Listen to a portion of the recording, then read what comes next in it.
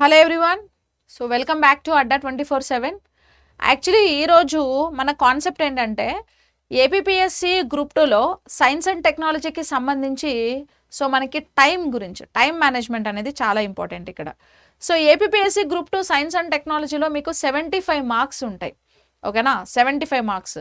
So ఈ 75 మార్క్స్లోని మనము minimum ఏంటి అని అంటే 75 అంటే 60+ అనేది మనం మినిమం తెచ్చుకోవాలి. సో 60+ స్కోర్ తెచ్చుకుంటేనే మనం సేఫ్ జోన్లో ఉంటాం. ఓకే, 65 వరకు, 60 to 65 వరకు మనం స్కోర్ తెచ్చుకుంటే సేఫ్ జోన్లో ఉంటాం. ఎందుకనంటే ఏపీపీఎస్సి గ్రూప్ 2 అనేది మనకి 1:100 రేషియో కదా. 1:100 రేషియో అంటే ఒక పోస్ట్కి 100 మంది కాంపిటీషన్ ఉన్నారు అంటే మిగతా 99 మందిని నువ్వు ఎలిమినేట్ చేసి రావాలి అని అంటే ప్రిపరేషన్ ఒకటే కాదండి, మనకు టైం మేనేజ్మెంట్ కూడా ఇక్కడ చాలా ఇంపార్టెంట్. ఆన్ టైంలో మనకు క్వశ్చన్కి ఆన్సర్ చేయాలి. సో ఇప్పుడు ఫర్ ఎగ్జాంపుల్ మీరు ఏదో ఫస్ట్ క్వశ్చన్, సెకండ్ క్వశ్చన్, అట్లా క్వశ్చన్స్ ఏదో ఒక టాపిక్ నుంచి టెక్నాలజీ పార్ట్ నుంచి వచ్చింది అనుకుందాం. స్పేస్ టెక్నాలజీ కానీ, డిఆర్డిఓ కానీ, ఎకాలజీ కానీ, ఇట్లా టెక్నాలజీ పార్ట్ నుంచి వచ్చింది. ఆబ్వియస్లీ క్వశ్చన్స్ అనేవి మనకు సింగిల్ లైన్ అయితే ఉండవు. సో స్టేట్మెంట్ క్వశ్చన్స్ లేదా మ్యాచ్ ద ఫాలోయింగ్, ఇవే assertion questions, explanation and assertion questions ఇలాంటివే మనకు ఎక్కువగా ఉంటాయి. ఆబ్వియస్లీ అది ఇంకా ప్రిలిమ్స్లోనే అలా ఇచ్చాడంటే ఇంకా మెయిన్స్లో మరి ఎలా ఉంటుంది అర్థం చేసుకోవచ్చు మనం, రైట్? ఇప్పుడు క్వశ్చన్ని మనకు చదవడానికి చాలా టైం పడుతుంది. సో ఇప్పుడు క్వశ్చన్ని వెంటనే చదివేసి మనం అర్థం చేసేసుకోవాలి అని అంటే చేసేసుకోవచ్చు. ఎప్పుడు మీరు ప్రాక్టీస్ చేసేటప్పుడు టర్మినాలజీస్ని బాగా గుర్తుపెట్టుకున్నప్పుడు.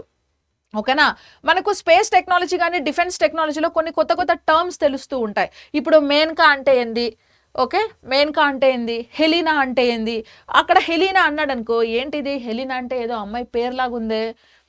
సబ్జెక్ట్ తెలియనోడు అలా ఆలోచిస్తాడు. సబ్జెక్ట్ తెలిస్తే ఏమని ఆలోచిస్తాడు, సో నాగనే మిజైల్ని హెలికాప్టర్ నుంచి లాంచ్ చేస్తే దాన్నే హెలీనా అని అంటారు. ఓకే, మేన్కా అంటే ఏంది, సో హెలీనా వర్షనే మనకు మేన్కా.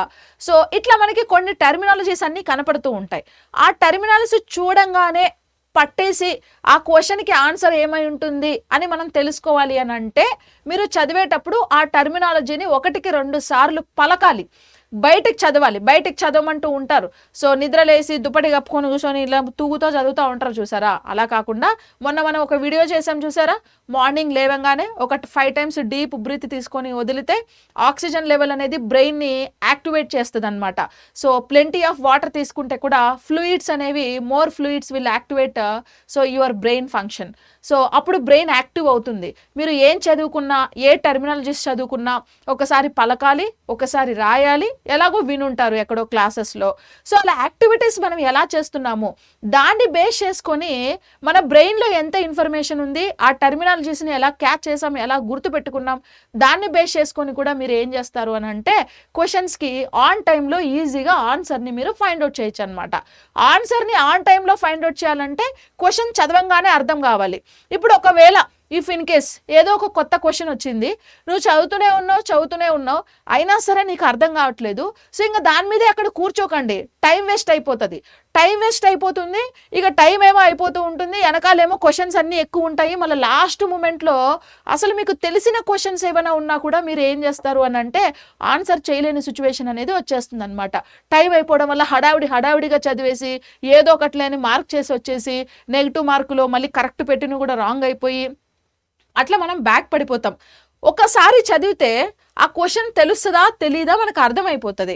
ఒకవేళ బాగా కన్ఫ్యూషన్గా ఉంది, ఆన్సర్ అద్దా 2 ఆప్షన్స్ని ఎలిమినేట్ చేసావు, ఇంకా 2 ఆప్షన్స్లో అదా కన్ఫ్యూజ్ అవుతున్నావు.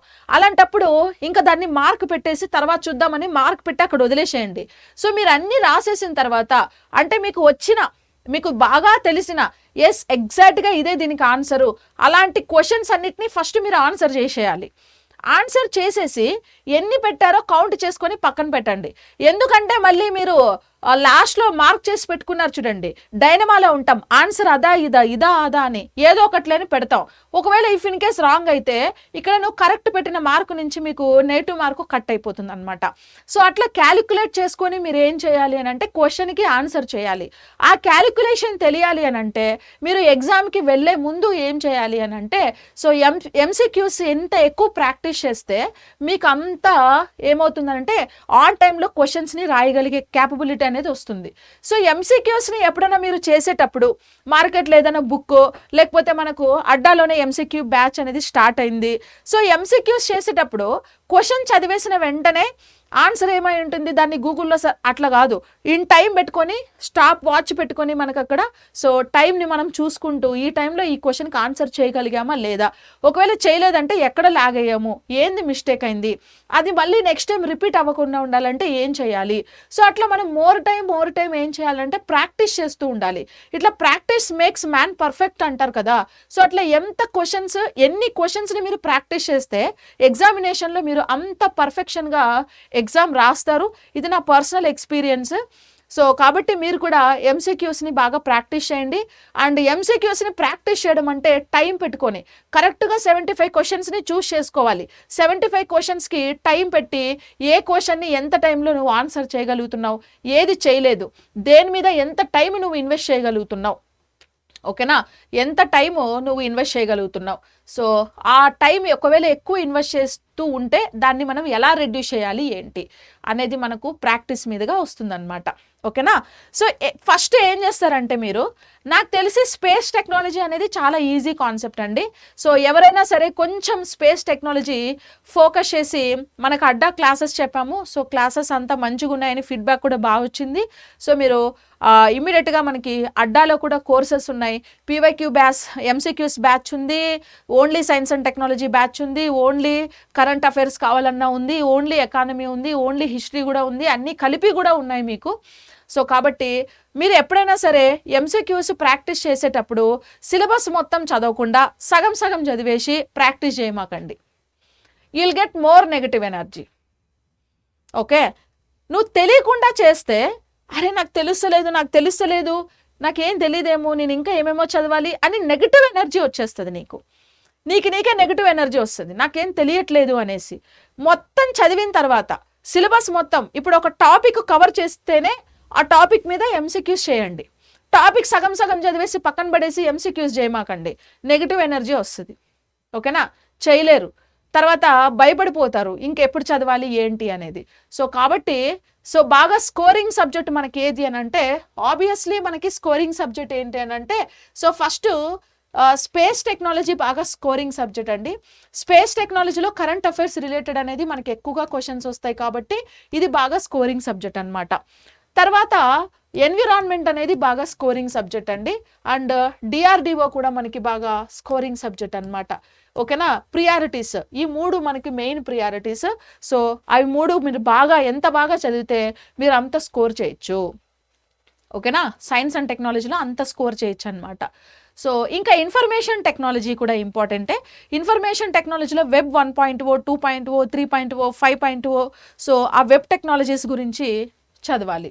సో ఇవన్నీ చదివిన తర్వాతనే మీరు పీవైక్యూస్ అనేది స్టార్ట్ చేయండి. సో ఆన్ టైంలో మీరు ఎంత 75 మార్క్స్, ఒక మార్క్కి 1 మినిట్, ఒక మార్క్కి 1 మినిట్ అంటే 75 మినిట్స్. 75 మినిట్స్లో మనం అన్నీ చేయలేం. ఇప్పుడు సింగిల్ లైన్ ఆన్సర్ ఉందనుకో, ఆన్సర్ చదవగానే క్వశ్చన్ చదవగానే ఆన్సర్ చూసి ఫైండ్ అవుట్ చేసే 1 మినిట్ చేస్తావు. ఇక్కడ అలా కాదు, ఇక్కడ కొన్ని లాజికల్గా కొన్ని క్వశ్చన్స్ అడుగుతూ ఉంటాడు. ఇప్పుడు 75 మార్క్స్ ఉన్నాయి కదా, ఈ 75 మార్క్స్లో సో ఆల్మోస్ట్ ఏంటంటే 55 క్వశ్చన్స్, 75 క్వశ్చన్స్లో 55 క్వశ్చన్స్ ఎవడైనా ఆన్సర్ చేస్తాడు. సీరియస్గా చదివినోళ్ళు, అట్టట్ట చదివినోళ్ళు, టైంపాస్కి చదివినోళ్ళు, అప్పుడప్పుడు ఉద్యోగాలు చేసుకొని వచ్చి క్లాసులు విని మామూలుగా చదివినోళ్ళు కూడా ఈ 55 క్వశ్చన్స్కి ఆన్సర్ చేస్తారు. ఈ మిగతా 20 క్వశ్చన్లు ఉన్నాయి చూసారా, ఈ 20 క్వశ్చన్లే ఫిల్టర్ క్వశ్చన్స్ అన్నమాట. ఆ 20 క్వశ్చన్స్ ఎవరైతే ఆన్సర్ చేయగలరో వాళ్ళే లీడ్లో ఉంటారు. అవే జాబ్ని ఫిల్టర్ చేసే క్వశ్చన్స్. ఎందుకు అన్ని కష్టంగానే అడగడు అని అంటే, అన్ని కష్టంగా అడిగాడు అనుకో ఇంకోసారి భయపడిపోతావు. ఓకే, మామూలుగా చదివే వాళ్ళు ఎవరు జాబ్కి అప్లై చేయరు, గవర్నమెంట్ జాబ్కి అంటే వాళ్ళని డీమోటివేట్ చేసినట్టు అవుతుంది. సో వాళ్ళు కష్టపడి ఫీజు కట్టినందుకు, వాళ్ళు ఇన్ని రోజులు ప్రిపేర్ అయినందుకు, ప్రిలిమ్స్ పాస్ అయినందుకు, ఛార్జీలు పెట్టుకుని ఎగ్జామ్ సెంటర్కి పోయి ఎగ్జామ్ రాస్తున్నందుకు మినిమం వాళ్ళకి బూస్టప్ ఇవ్వడానికి ఏంటంటే కొన్ని క్వశ్చన్స్ డెడ్ ఈజీ ఇస్తాడు. అది క్వశ్చన్ పేపర్ ప్యాటర్న్ అనమాట. ఏ ఎగ్జామ్ అయినా కూడా ఎగ్జామినర్ పాయింట్ ఆఫ్ వ్యూ అలాగే ఉంటుంది. ఇక జాబ్ డిసైడింగ్ క్వశ్చన్స్ ఏవి తెలుసా, ఈ 20 క్వశ్చన్లు జాబ్ డిసైడింగ్ క్వశ్చన్లు. అన్నీ కరెక్టే అనిపిస్తాయి కానీ ఏది కరెక్టో తెలియదు. ఓకేనా.